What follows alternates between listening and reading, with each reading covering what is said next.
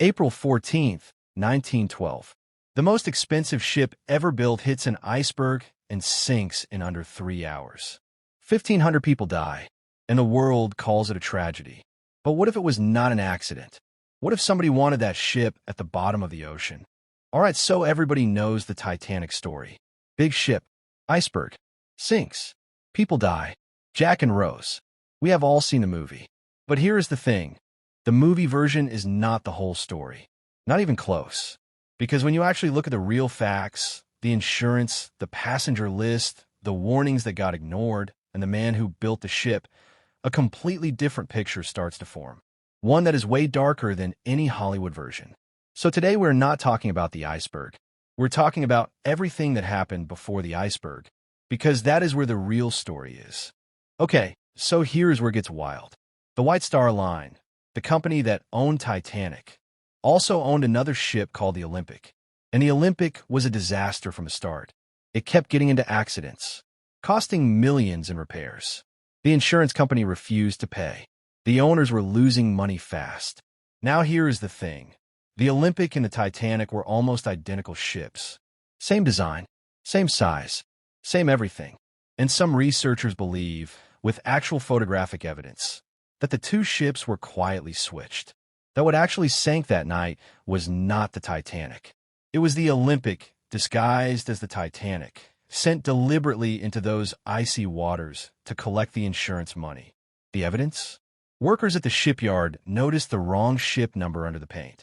Photographs showed differences in the portholes that do not match what should have been there. And the man who owned both ships, J.P. Morgan, canceled his ticket on the Titanic 3 days before it sailed. So did several other extremely wealthy men. They all had last-minute reasons not to board. Pretty wild, right? The warnings nobody listened to. So here's the thing that nobody talks about. The Titanic received at least 6 iceberg warnings from other ships on the day it sank. 6.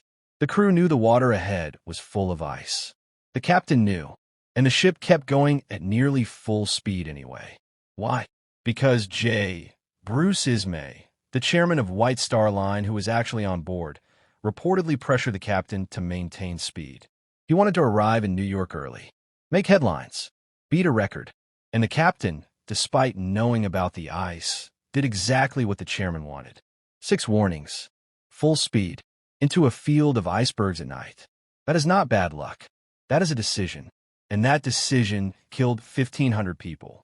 Whether it was greed, arrogance, or something darker, the Titanic did not have to sink that night. Somebody chose to keep going.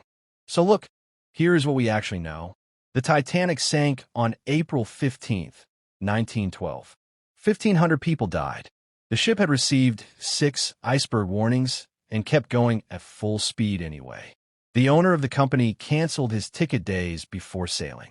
And the two ships, Titanic and Olympic, were so similar that switching them was physically possible. Is the switch theory proven? No. But is it impossible? Also no. And the questions that remain, why ignore 6 warnings? Why did so many rich men cancel last minute? Why did the insurance payout happen so smoothly?